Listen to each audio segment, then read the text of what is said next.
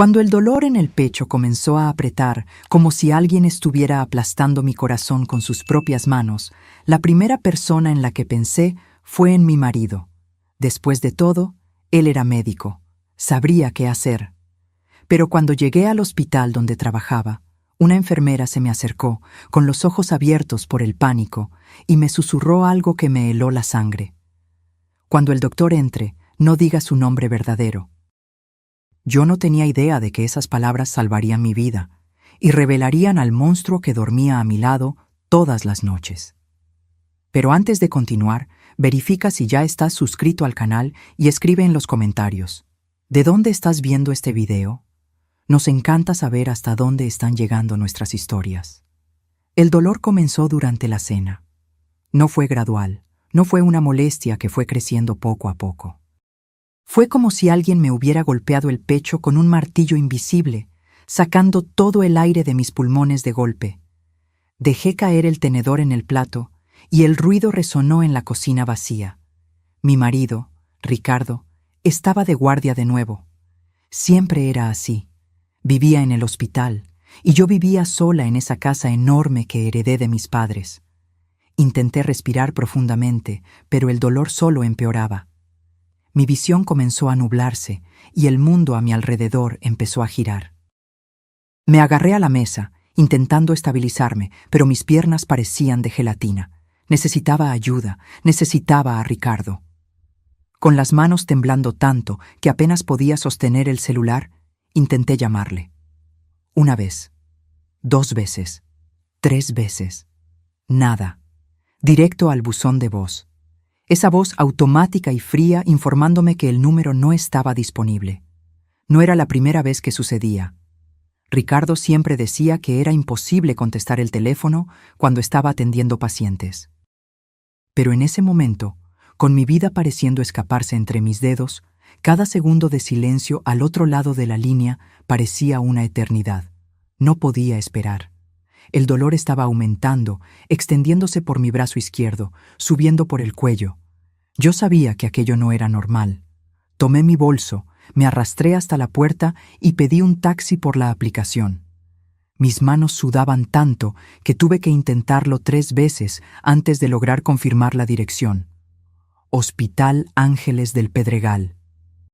El lugar donde trabajaba mi marido, donde estaría segura.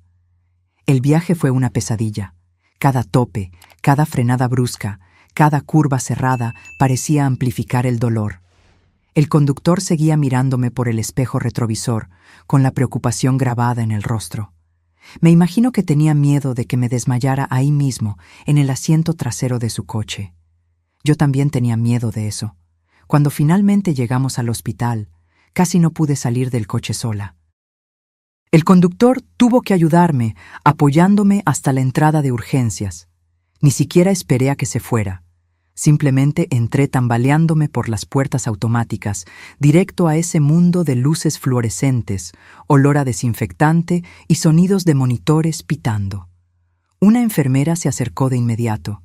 Tenía el rostro cansado de quien había trabajado un doble turno, pero sus ojos eran amables.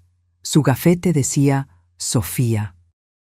Me ayudó a sentarme en una silla de ruedas y comenzó a hacerme preguntas. Mi nombre, mis síntomas, si tenía alguna alergia. Respondí todo mecánicamente, la voz saliendo débil y temblorosa. Mi marido trabaja aquí, logré decir. Doctor Ricardo Flores, es médico general. Por favor, ¿puede llamarlo? Sofía dudó por una fracción de segundo. Fue tan rápido que casi no lo noté, pero estaba ahí. Un destello de algo en sus ojos. ¿Sorpresa? ¿Miedo? No pude identificarlo. Solo asintió y me llevó a una sala de exámenes. La sala era pequeña, rodeada de cortinas verdes descoloridas que ya habían visto días mejores. Sofía me ayudó a acostarme en la camilla estrecha y fría y comenzó a preparar el equipo para medir mi presión. Yo estaba ahí, acostada, intentando controlar la respiración, cuando me di cuenta de que ella seguía mirándome de una manera extraña, como si me conociera, como si supiera algo que yo no sabía. Entonces, sucedió. Sofía se acercó, tan cerca que podía sentir su aliento cálido en mi oído.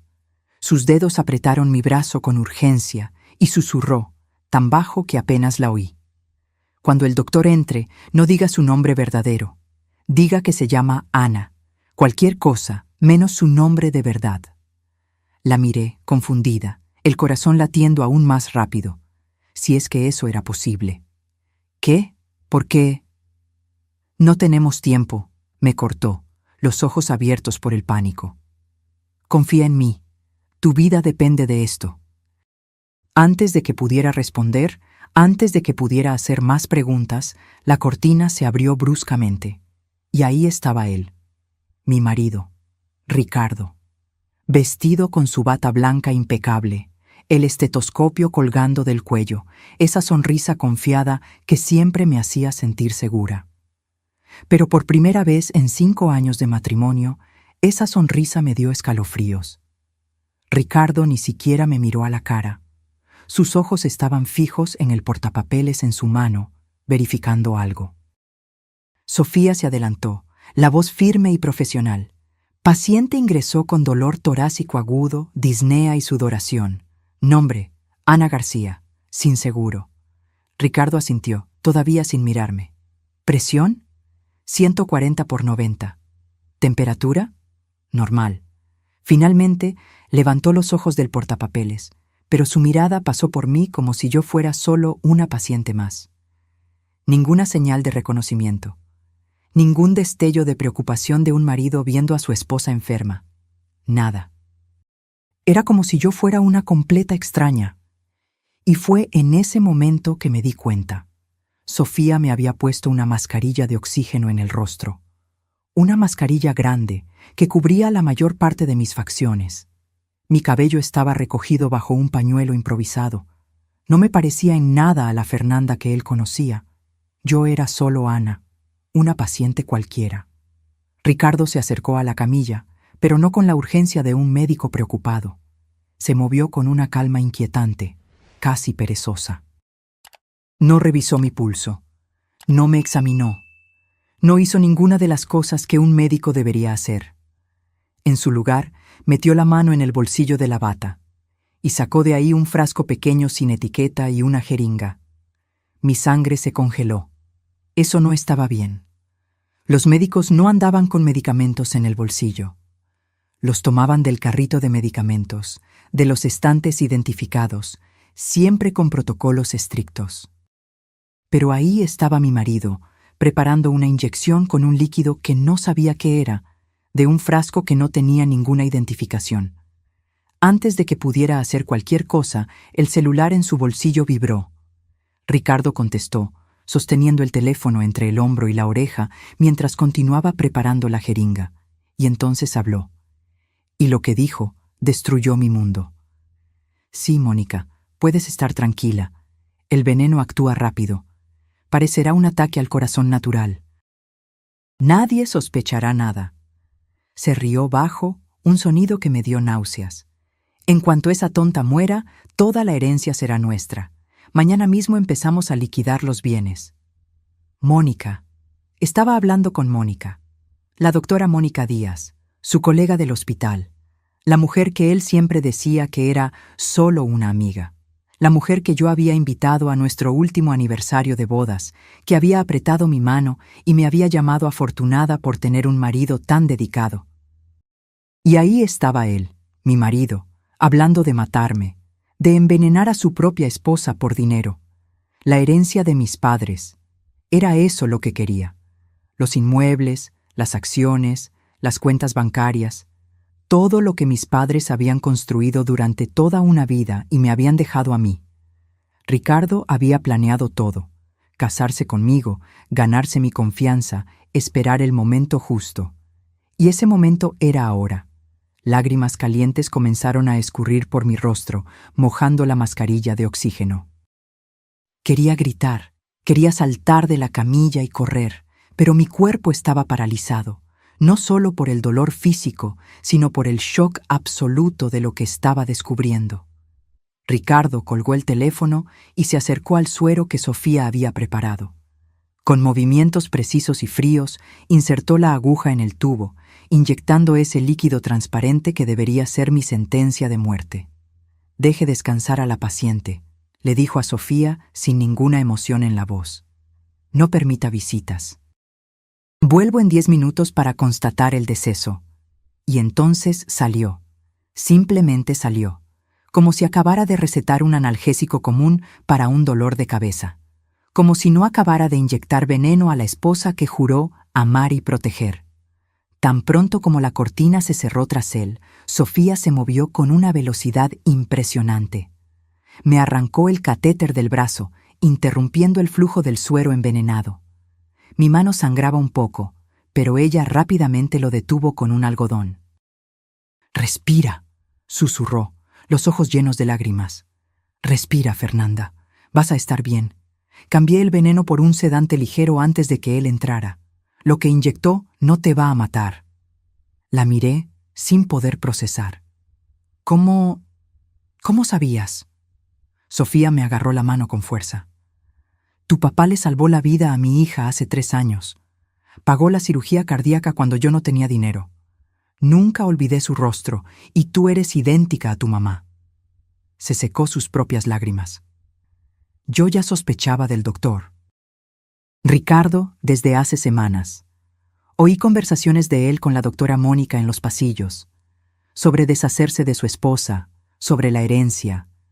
Cuando ingresaste y vi tu nombre en la pulsera, supe que era hoy, que hoy iba a intentar matarte. Yo estaba en shock, pero Sofía no tenía tiempo para dejarme procesar. Me jaló de la camilla con urgencia, sus dedos finos pero fuertes agarrando mi brazo. «Tenemos que actuar rápido», susurró, mirando nerviosamente hacia la cortina. «Ricardo volverá en 10 minutos esperando encontrarte muerta. Necesitamos hacer que crea que lo logró». «¿Cómo?», logré preguntar, la voz saliendo temblorosa y amortiguada por la mascarilla que todavía cubría mi rostro. Sofía respiró profundamente, como si estuviera a punto de contarme algo terrible. Y lo estaba. «Hay una paciente en la habitación de al lado, una mujer sin identificación, indigente. Falleció hace unos 15 minutos por complicaciones de una enfermedad crónica. Su edad es parecida a la tuya, y el cuerpo todavía está caliente». Tardé unos segundos en entender lo que estaba sugiriendo. Cuando lo entendí, sentí que se me revolvía el estómago. «¿Quieres intercambiar nuestra identidad?» «Es la única forma», dijo Sofía, firme. «Yo te pongo su pulsera y la tuya a ella. Ricardo examinará el cuerpo, declarará el deceso y nunca se dará cuenta de la diferencia. Ni siquiera mirará bien la cara. Él cree que ya moriste». Era una locura. Era macabro. Pero era mi única oportunidad de sobrevivir. «¿Y después?», pregunté. «Después de que declare que morí, ¿qué pasa?» «Te vas de aquí, ahora, por la puerta de atrás del hospital». Sofía ya me estaba jalando fuera de la sala. «Hay una salida que da al área de descarte de basura y a la cocina comunitaria. Nadie pasa por ahí de noche, y no hay cámaras funcionando en esa parte. Sales, tomas un taxi que ya voy a pedir y desapareces». «¿Pero a dónde voy?» «A mi casa. Es pequeña, pero es segura. Te quedas ahí hasta que yo llegue y veamos qué hacer». Todo estaba sucediendo demasiado rápido. Hace menos de media hora había llegado al hospital pensando que estaba sufriendo un ataque al corazón. Ahora estaba descubriendo que mi marido había intentado asesinarme y que necesitaba fingir mi propia muerte para sobrevivir. Sofía me llevó rápidamente a la habitación de al lado. Ahí estaba ella, la mujer sin nombre. Su cuerpo estaba cubierto por una sábana blanca, pero yo podía ver los contornos. Realmente tenía una complexión física parecida a la mía. Sofía trabajó rápido, quitándome la pulsera de identificación temporal con el nombre Ana García que me había puesto, y sustituyéndola por otra con el nombre de la mujer fallecida. Luego, con cuidado y respeto, puso mi pulsera original, la que decía Fernanda Flores, en la muñeca de la mujer muerta. Miré aquel cuerpo, a aquella mujer que nunca conocí, y que ahora estaba tomando mi lugar en la muerte. Sentí una ola de culpa, de tristeza, de extraña gratitud. «Lo siento mucho», le susurré, aún sabiendo que no podía oírme.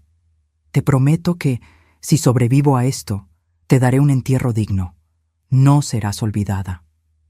Sofía me puso una sudadera grande, la capucha cubriendo mi cabello y una mascarilla quirúrgica nueva en mi rostro. «Apúrate», me urgió. «Necesitas salir ahora». Seguimos por el pasillo vacío, nuestros pasos amortiguados por el linóleo desgastado. Con cada sonido que oía, el pitido distante de un monitor, voces amortiguadas provenientes de otras salas, mi corazón se disparaba. ¿Y si alguien nos veía? ¿Y si Ricardo aparecía? Pero la suerte, o tal vez el destino, estaba de nuestro lado. Llegamos a la puerta de atrás sin encontrarnos con nadie. «El taxi está esperando al final de esa calle», dijo Sofía, dándome un papel con su dirección. «El conductor es mi primo, puedes confiar en él. Ve directo ahí y no salgas de casa hasta que yo llegue, ¿entendiste?» La abracé fuerte, las lágrimas volviendo a caer. «Gracias, salvaste mi vida». «Tu papá salvó la de mi hija», dijo ella, también llorando. «Ahora estamos a mano». Salí por la puerta y el aire frío de la noche me golpeó el rostro. Corrí por la calle oscura y desierta hasta encontrar el taxi. El conductor, un hombre de mediana edad con rostro amable, solo asintió cuando entré y me llevó sin hacer preguntas. La casa de Sofía era sencilla. Una construcción pequeña en las afueras, pero limpia y acogedora. Me senté en el sofá viejo y desgastado, abrazando mis rodillas, intentando procesar todo. Mi marido había intentado matarme, el hombre con quien compartía la cama, con quien reía, con quien planeaba un futuro. Había inyectado veneno en mis venas sin dudar, pensando solo en el dinero que heredaría. Las horas pasaron borrosas. No pude dormir. Me quedé solo sentada allí, mirando la pared, repasando mentalmente cada momento de los últimos 5 años, buscando señales que debía haber visto, señales del monstruo escondido bajo la máscara del marido perfecto. Cuando el sol comenzó a salir, oí la llave girando en la cerradura. Era Sofía, volviendo de la guardia.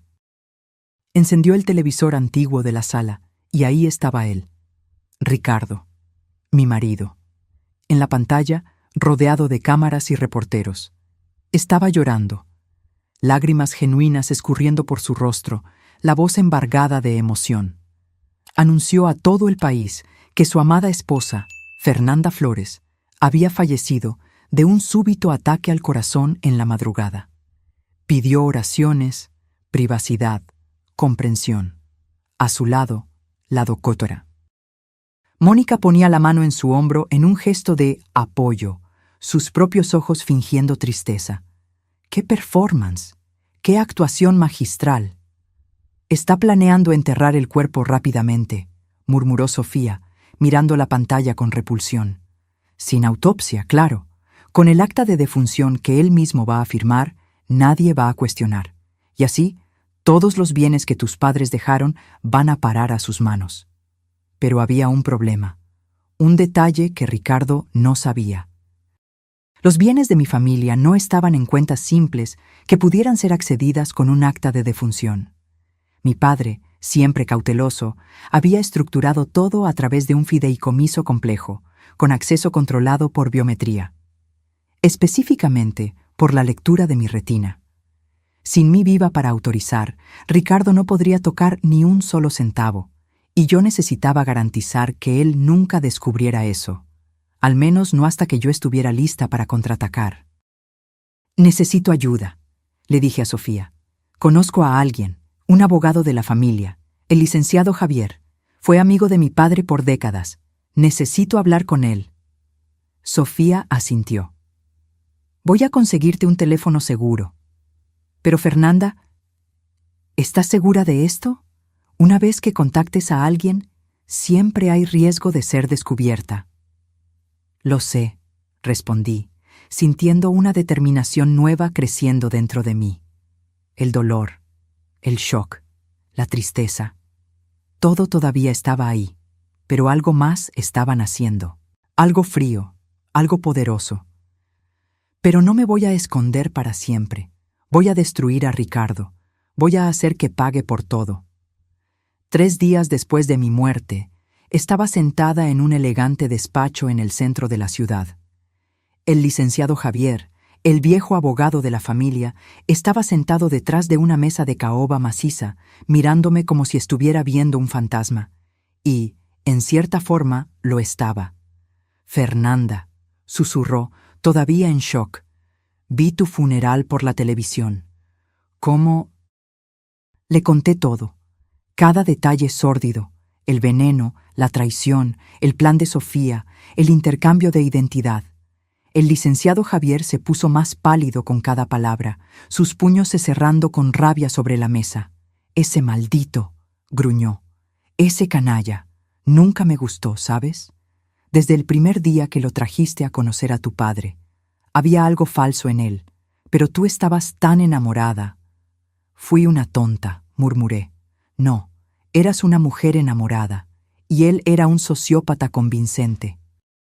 El licenciado Javier abrió su laptop, pero cometió un error fatal. No sabía sobre la estructura del fideicomiso. ¿Y todavía no lo sabe? No, pero lo descubrirá pronto. Ya intentó acceder a tus cuentas 2 veces y fue bloqueado. Me imagino que pronto se pondrá en contacto conmigo, intentando descubrir cómo liberar los fondos. Un plan estaba comenzando a formarse en mi mente.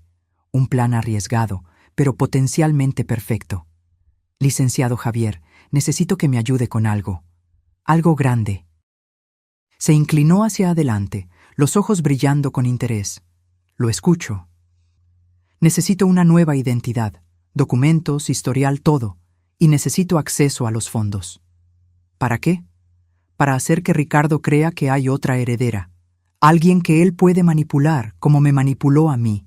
Y cuando muerda el anzuelo...» Sonreí fríamente. «Voy a destruirlo». El licenciado Javier se quedó en silencio por un momento, procesando. Luego, una sonrisa lenta se extendió por su rostro. «Tu padre estaría orgulloso, siempre decía que tenías el mismo fuego que tu madre tenía». Trabajamos por horas, montando la identidad perfecta. Yo sería Isabel Torres, una empresaria exitosa de Monterrey que había hecho fortuna en el mercado financiero. Sofisticada, poderosa, rica. Exactamente el tipo de mujer que alguien como Ricardo adoraría seducir. «Pero hay otra cosa», dijo el licenciado Javier, serio. «Para que esto funcione, necesitas cambiar completamente. No solo el nombre, sino la apariencia, la forma de hablar, todo. Ricardo no puede reconocerte de ninguna manera». Tenía razón. En los días siguientes pasé por una transformación completa. Corté mi cabello largo, que Ricardo siempre decía amar, en un corte corto y moderno.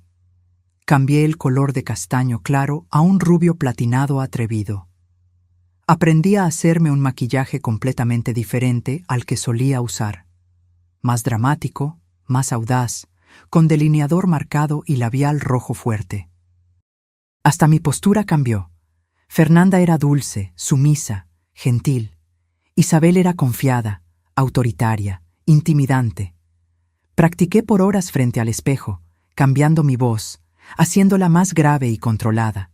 Estudié etiqueta empresarial, aprendí a hablar con autoridad, a dominar una sala solo con mi presencia. 2 meses después estaba irreconocible.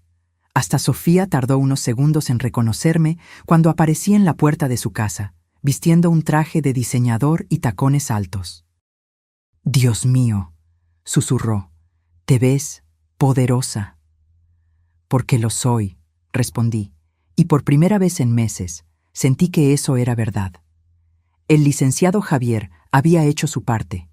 A través de una red compleja de empresas fantasma e inversiones estratégicas, había creado un historial completo para Isabel Torres. Y más importante, había esparcido rumores sutiles en el círculo médico sobre una inversionista rica que estaba interesada en adquirir hospitales con problemas financieros. Hospitales como el Hospital Ángeles del Pedregal, el lugar donde trabajaba mi marido. El hospital estaba pasando por una crisis. Casos de negligencia médica estaban saliendo a la luz, pacientes estaban demandando, y los inversionistas estaban saltando del barco. En 6 meses, el lugar estaría en bancarrota, a menos que alguien con suficiente dinero apareciera para salvarlo. Alguien como Isabel Torres. La reunión fue programada para un martes por la tarde. Entré a la sala de conferencias del hospital como si fuera dueña del lugar, porque pronto lo sería. Los miembros del consejo me miraron con una mezcla de esperanza desesperada y admiración. Yo era la solución para sus problemas. Y entonces entró él. Ricardo. Mi marido. El hombre que había intentado matarme. Estaba diferente. Más flaco, con ojeras profundas. Los últimos meses no habían sido amables con él. Probablemente porque había descubierto que no podía acceder a mi herencia. Que toda aquella riqueza por la que me había asesinado estaba bloqueada e inaccesible. Ricardo me saludó con su sonrisa más encantadora, extendiendo la mano. Doctora Isabel, es un placer conocerla. He oído cosas maravillosas sobre su trabajo. Apreté su mano firmemente, mirando directamente a sus ojos. Ninguna señal de reconocimiento. Para él, yo era solo otra mujer bonita y rica, potencialmente útil. Doctor Ricardo, respondí, mi voz un tono más grave de lo que solía ser. Espero que podamos hacer negocios lucrativos juntos. Durante la presentación, observé cada movimiento suyo, la forma en que intentaba impresionar, cómo fingía interés genuino en el hospital cuando yo sabía que solo le importaba el dinero. Mónica también estaba ahí, desempeñando el papel de colega preocupada, lanzando miradas significativas a Ricardo cuando creía que nadie estaba mirando. Hice mi propuesta. Invertiría 100 millones en el hospital, pero con condiciones. Quería control total de las operaciones, quería una reestructuración completa de la administración, y quería a alguien de dentro que pudiera informarme sobre todo lo que sucediera. Necesito a alguien que conozca este lugar de adentro hacia afuera, dije, dejando que mis ojos recorrieran la sala antes de posarse en Ricardo. Alguien dedicado, comprometido, alguien que esté disponible 24 horas al día, 7 días a la semana, para garantizar que mi inversión esté segura. Vi a Ricardo enderezarse en la silla, los ojos brillando con interés. Lo quiero a usted, doctor Ricardo, continué, como mi asistente personal durante esta transición. A cambio, su sueldo se duplicará y todas sus deudas personales, que sé que existen, serán temporalmente suspendidas. Era una oferta que él no podía rechazar. Y más importante, era una trampa que él no veía. Ricardo aceptó inmediatamente, sin siquiera consultar a Mónica. Vi la expresión de ella cambiar, un destello de celos, de inseguridad. Perfecto, ya estaba plantando las semillas de la discordia entre ellos. Excelente, dije, sonriendo fríamente. Entonces comenzamos mañana. Y doctor Ricardo, no me decepcione. Cuando la reunión terminó y todos salieron, me quedé sola en la sala por un momento. Miré por la ventana hacia la ciudad allá abajo, hacia el mundo que seguía girando, ajeno al drama que estaba a punto de desatarse. Ricardo creía que había encontrado a su próxima víctima, una mujer rica y poderosa que él podría manipular, seducir y eventualmente robar. Pero él no sabía que la víctima era el depredador, y que el juego que él creía que estaba comenzando ya había sido ganado por mí. Los primeros días como jefa de Ricardo fueron deliciosos de una manera sádica. Yo lo hacía correr de un lado a otro del hospital, buscando documentos triviales, verificando existencias, permaneciendo de pie durante reuniones largas mientras yo me sentaba cómodamente. Pequeñas humillaciones que se iban acumulando. Pero la verdadera tortura era psicológica. Instalé cámaras ocultas en su oficina, en el vestuario, incluso en su coche. Con la ayuda de Sofía y de un técnico de confianza del licenciado Javier, transformé la vida de Ricardo en un reality show particular. Y lo que vi me dio aún más munición. Ricardo y Mónica discutían constantemente. El dinero que esperaban nunca había llegado, y la tensión estaba destruyendo su relación. Él la culpaba por haberlo convencido de matar a su esposa. Ella lo culpaba por no haber planeado mejor. Era hermoso de ver. Pero yo necesitaba más. Necesitaba la confesión completa, en video, de ambos. Necesitaba algo que fuera tan innegable que ningún abogado, por más caro que fuera, pudiera refutar. Fue entonces cuando comencé la fase 2 del plan. Doctor Ricardo, lo llamé a mi oficina una tarde. Necesitamos hablar sobre algo personal. Vi el interés encenderse en sus ojos. Claro, creía que yo estaba cayendo en sus encantos. Estoy buscando a alguien, dije, ajustándome los lentes de diseñador. Una mujer. Su nombre era Fernanda Flores. Ricardo se congeló. Por una fracción de segundo, su rostro se contrajo. Pero se recuperó rápidamente, poniéndose una máscara de curiosidad pulcra. ¿Fernanda? La difunta esposa... Espera, ¿usted la conocía? De cierta forma. Me acerqué a él, caminando lentamente alrededor de su casa, como un depredador circulando a su presa.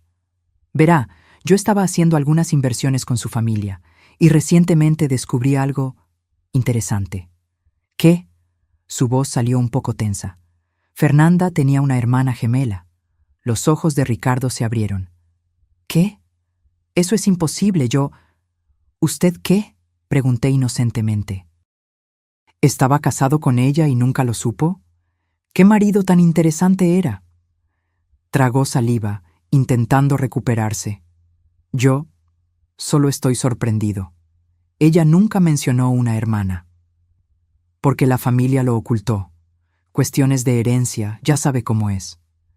Me senté en el borde de la mesa, cruzando las piernas.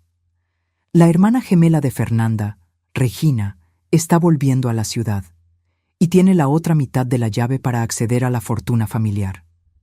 Vi la avaricia encenderse en sus ojos. Era casi palpable. Verá, continué. El fideicomiso familiar exigía acceso biométrico de ambas hijas. Fernanda tenía una mitad y su hermana gemela la otra. Ahora que Fernanda está... muerta. Hice una pausa, observándolo retorcerse. La hermana puede reclamar todo. Miles de millones, doctor Ricardo. Estamos hablando de miles de millones. ¿Y por qué me está contando esto?, preguntó, intentando sonar casual, pero fallando miserablemente. Porque la hermana gemela es ingenua, frágil, exactamente como lo era Fernanda. Fácil de influenciar. Sonreí. Y pensé que tal vez usted, con su experiencia en ganarse la confianza de las mujeres de la familia Flores, podría ayudarme. Era un anzuelo tan obvio, tan transparente, pero la avaricia vuelve estúpida a la gente. Y Ricardo mordió. ¿Cuándo llega?, preguntó, los ojos brillantes. En 2 semanas. Se hospedará en el Hotel Presidente Intercontinental, habitación 805. Pensé que le gustaría saber. Ricardo apenas pudo ocultar su entusiasmo. Tan pronto como salió de mi oficina, probablemente ya estaba planeando cómo seducir a la hermana gemela imaginaria. Pero había un problema con su plan. La hermana gemela no existía. ¿Y la habitación 805 del hotel? Era mía, equipada con cámaras de última generación y un sistema de grabación de audio profesional. 2 semanas después, Ricardo apareció en el hotel. Yo lo observaba a través de la transmisión en vivo, sentada cómodamente en otra habitación. Estaba nervioso, ajustándose la corbata, ensayando su sonrisa en el espejo del elevador. Llamó a la puerta de la habitación 805, y cuando la puerta se abrió, a quien vio fue exactamente a quien esperaba. Una mujer parecida a Fernanda, pero con un toque de inocencia extra, vestida de forma sencilla, con los ojos abiertos por la sorpresa. Era una actriz que el licenciado Javier había contratado. Una profesional, y era perfecta. «¿Doctor Ricardo?», dijo con voz tímida. «La doctora Isabel dijo que usted podría ayudarme con algunos asuntos relacionados con la herencia de mi hermana».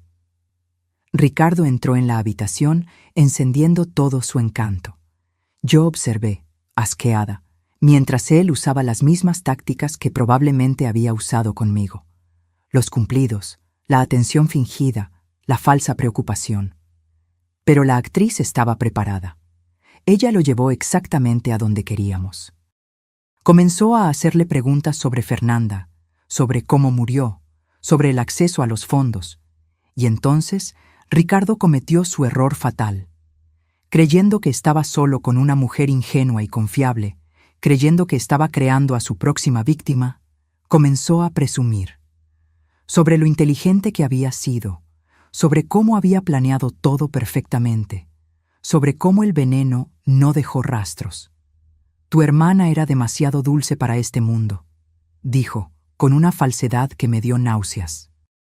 Pero entre tú y yo, estaba en el camino, su dinero, ahora tuyo, estaba atrapado en burocracias. Yo solo aceleré el proceso. ¿Usted la mató?, preguntó la actriz, fingiendo shock, pero manteniendo la cámara oculta en el broche del vestido, apuntando directamente hacia él.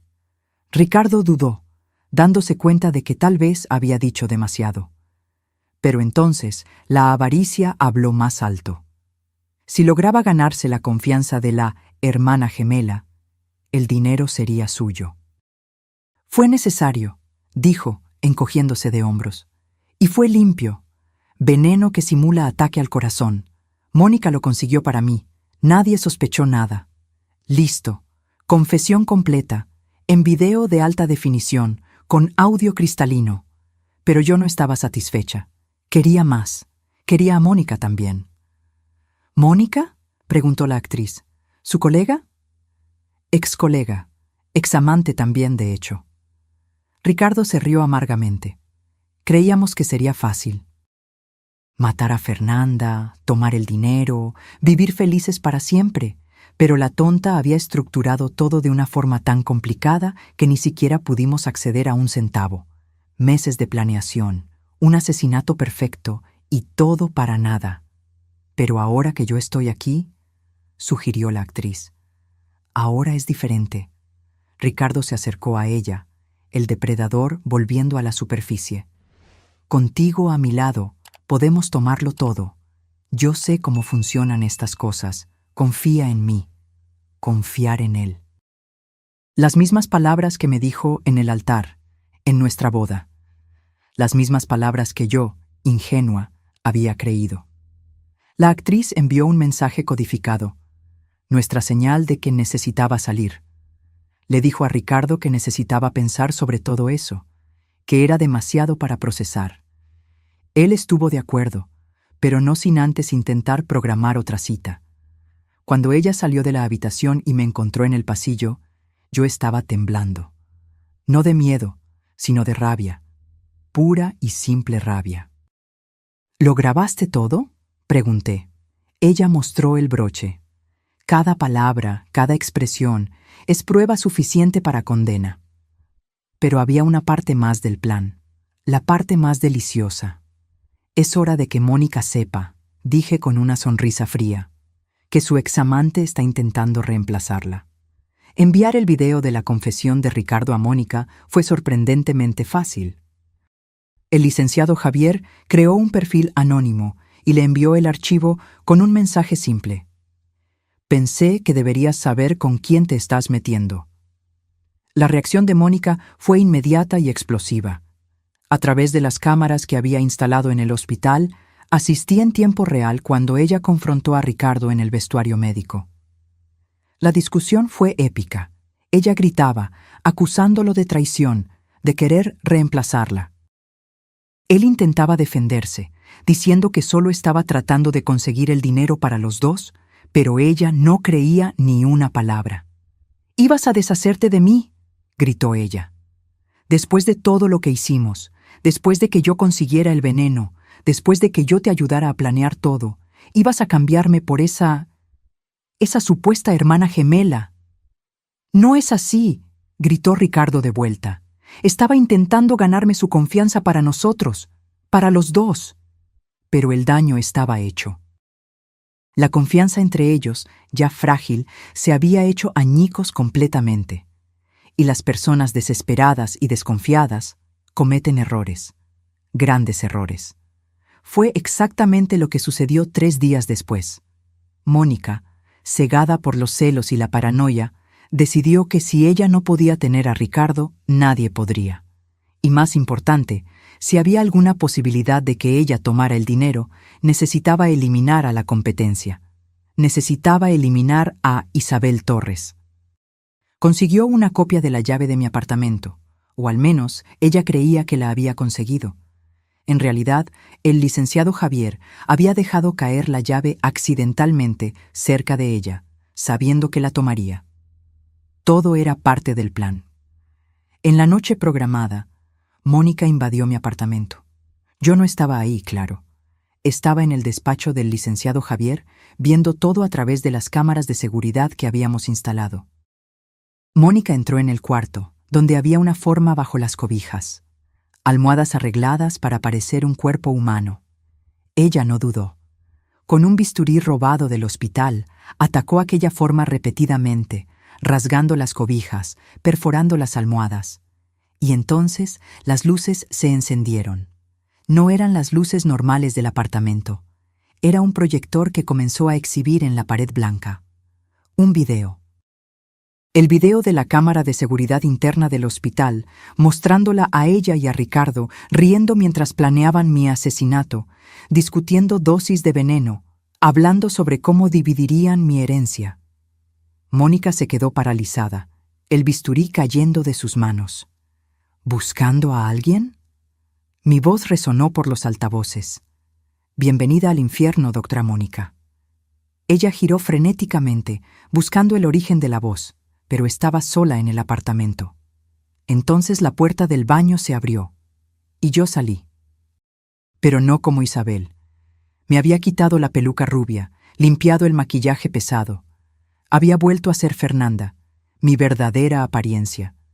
Solo un poco más vieja, un poco más dura, pero inconfundiblemente yo. Mónica se puso blanca como un fantasma. Literalmente.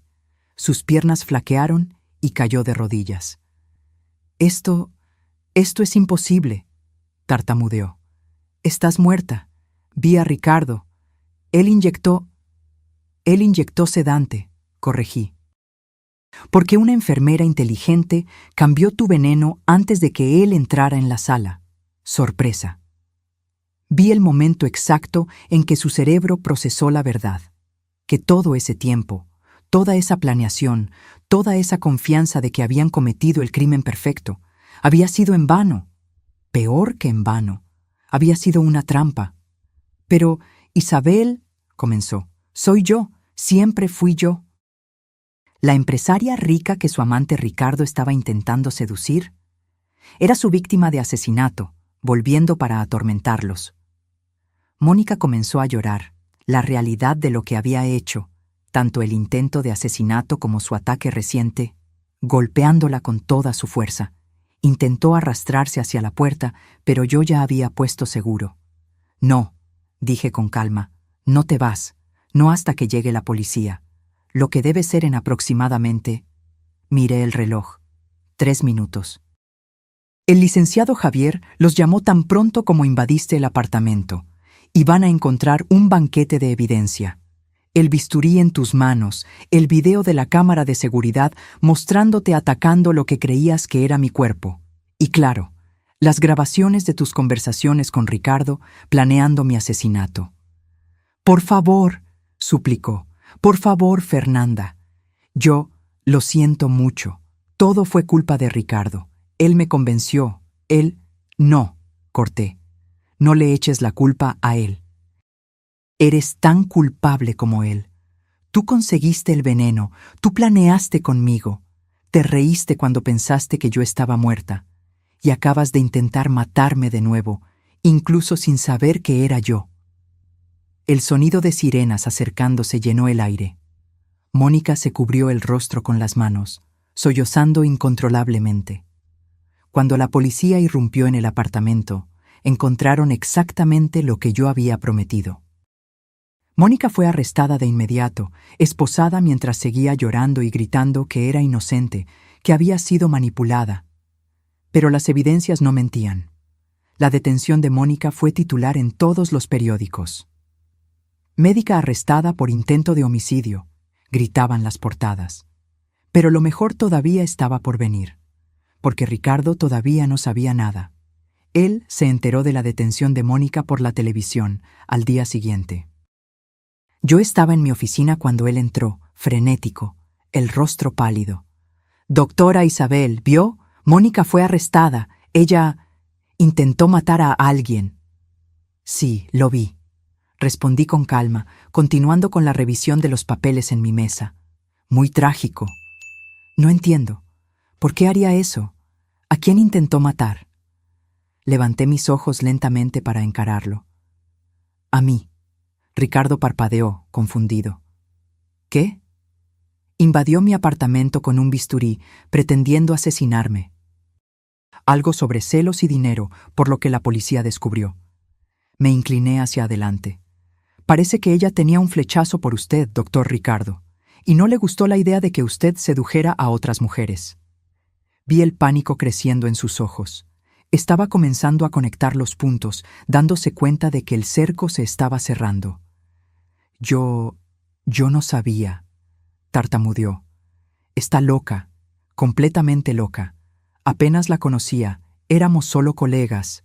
«Mentiroso». La palabra salió como un latigazo. Ricardo se congeló. «¿Cree que no lo sé?», continué, mi voz volviéndose cada vez más fría. «¿Cree que no descubrí todo? ¿El amorío, el plan, el veneno?» «No sé de qué me está hablando». «Fernanda Flores». Dejé que el nombre flotara en el aire entre nosotros. «Su esposa, la mujer que usted asesinó por dinero». Ricardo se puso blanco. «¿Cómo usted? ¿Quién le dijo?» «Nadie tuvo que decirme». Me levanté, caminando lentamente alrededor de la mesa en dirección a él. «Porque yo soy Fernanda». Vi el momento exacto en que él entendió. El shock, el horror, la incredulidad, todo pasando por su rostro en rápida sucesión. Sus piernas cedieron y cayó en la silla detrás de él. «Esto es imposible», susurró. «Estás muerta. Yo vi el cuerpo». «No era mi cuerpo», dije simplemente. Era el de una mujer que realmente murió esa noche. Una mujer a quien di un entierro digno después, cumpliendo la promesa que le hice. Pero usted nunca verificó bien, ¿verdad? Tan confiado en su plan perfecto, tan ansioso por poner sus manos en el dinero, que ni siquiera miró bien la cara». Ricardo comenzó a hiperventilar. Pero Isabel, nunca existió. Era solo yo, todo el tiempo, observándolo, manipulándolo, haciendo que se enterrara cada vez más hondo. Me quité mis lentes de diseñador, limpié el maquillaje pesado con un pañuelo, quité la peluca rubia. «¿Me reconoce ahora?» Él me miró fijamente y yo vi el reconocimiento final suceder. Su esposa, la mujer que había jurado amar, la mujer que él había intentado matar. «¿Por qué?», logró preguntar, la voz quebrándose. «¿Por qué hacer todo esto? Podrías haber ido directo a la policía. ¿Y dejarlo escapar con una sentencia leve? Alegando que fue crimen pasional, que Mónica lo manipuló, que usted estaba arrepentido». Me reí fríamente. «No. Yo quería que sintiera cada momento de lo que yo sentí. La traición, el miedo, la humillación. Quería que usted supiera lo que es ser usado, manipulado, desechado. Fernanda, por favor, no me llame así». Mi voz era hielo puro. «Usted perdió el derecho de decir mi nombre cuando inyectó veneno en mis venas». La puerta de la oficina se abrió. El licenciado Javier entró, seguido por 2 policías. «Doctor». «Ricardo Flores», dijo uno de los policías, «queda usted arrestado por el intento de homicidio de Fernanda Flores, por falsificación de acta de defunción, por fraude y por abuso de autoridad médica». Ricardo intentó correr, pero no había a dónde ir. Los policías lo esposaron rápidamente, leyendo sus derechos mientras él gritaba que era inocente, que todo era un malentendido. Pero entonces el licenciado Javier puso una tablet frente a él. Tal vez esto ayude a refrescar su memoria. Era el video. El video de él confesando todo a la actriz que él creía que era mi hermana gemela. Su voz clara como el cristal, admitiendo el asesinato, hablando sobre el veneno, sobre el plan con Mónica. Todo el color drenó del rostro de Ricardo. Ustedes me tendieron una trampa. Le dimos cuerda, corregí, y usted se ahorcó solo. Mientras los policías se lo llevaban, Ricardo giró la cabeza una última vez, mirándome con una mezcla de odio y desesperación. Se va a arrepentir de esto. Voy a probar mi inocencia. Va a pasar los próximos 22 años en la cárcel, interrumpí, si tiene suerte. Porque intento de homicidio de cónyuge, premeditado, con uso de sustancias tóxicas. Al juez le encantará este caso. Y fue arrastrado hacia afuera, sus gritos de protesta resonando por los pasillos. Me quedé sola en la oficina, las manos temblando ligeramente.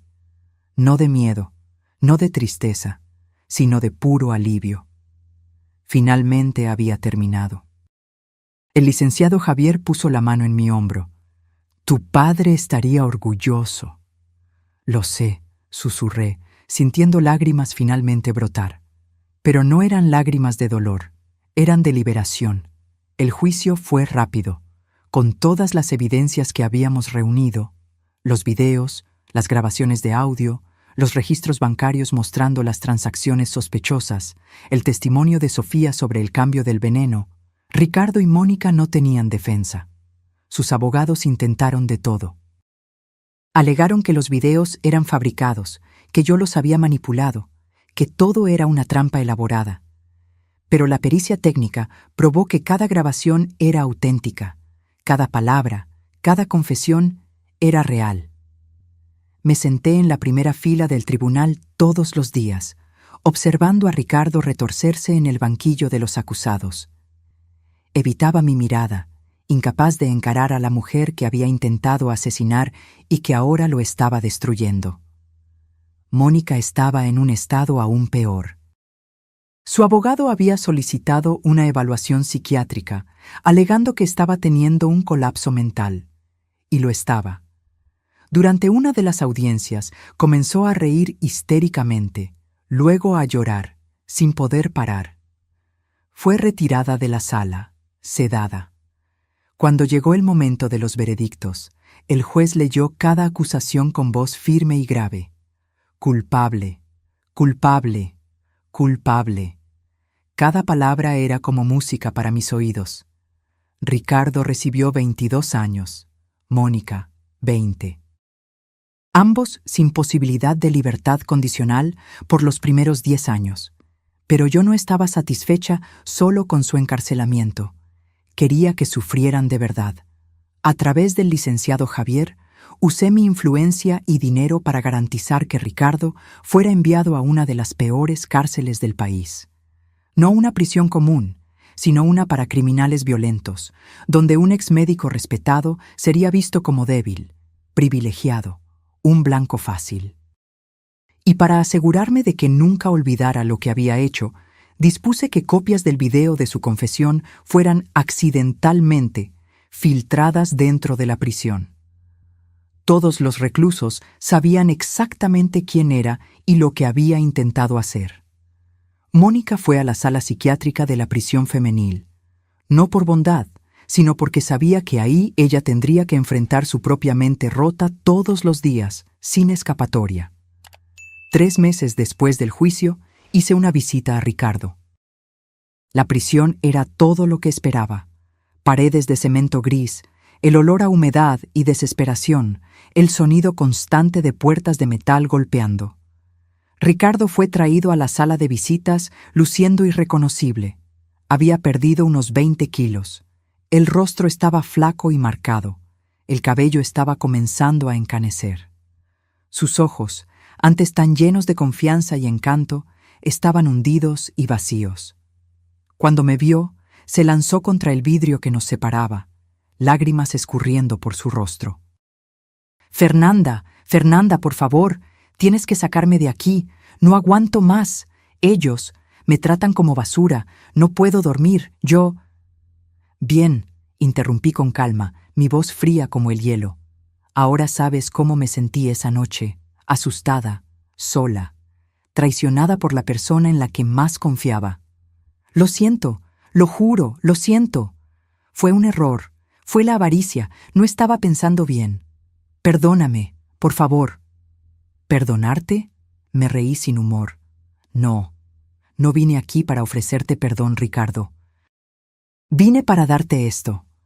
Saqué de mi bolso un papel cuidadosamente doblado y lo presioné contra el vidrio.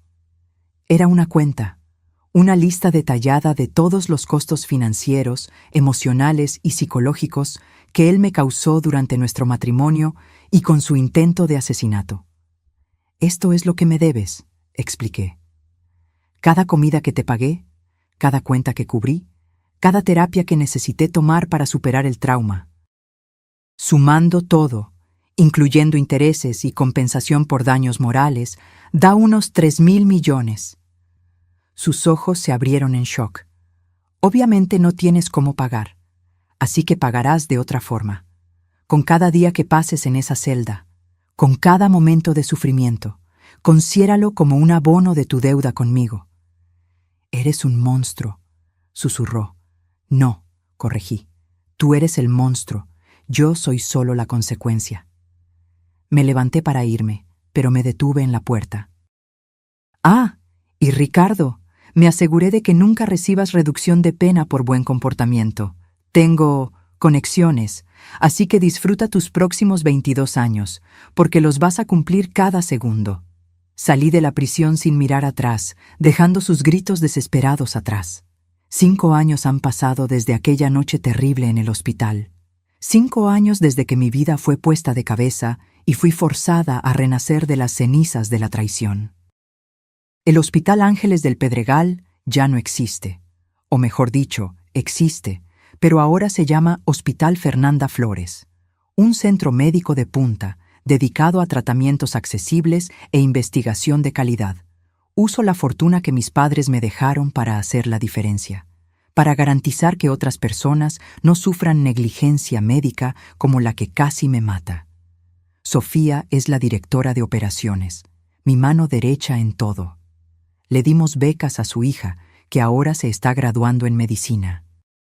Quiere ser cardióloga, para ayudar a otros como ella fue ayudada.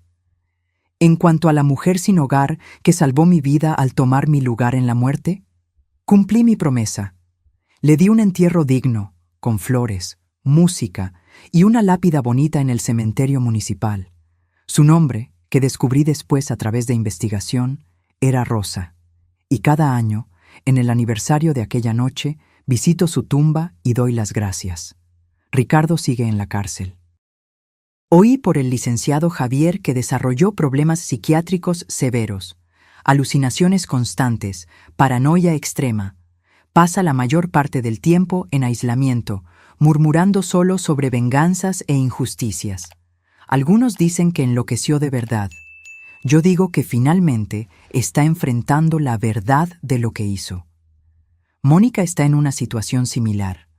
La última noticia que tuve es que está completamente catatónica, sentada en silencio todo el día, con la mirada vacía. A veces, los guardias dicen, comienza a reír de la nada, o a llorar sin parar. Su mente se rompió completamente. ¿Y yo? Yo soy libre, verdaderamente libre. No solo físicamente, sino emocionalmente. La Fernanda ingenua y demasiado confiada que solía ser, murió en esa sala de urgencias. La mujer que resurgió es más fuerte, más lista, más cautelosa. Aprendí que confiar es importante, pero verificar es esencial. Aprendí que el amor verdadero no te mata por dinero. Aprendí que a veces la venganza no se sirve fría.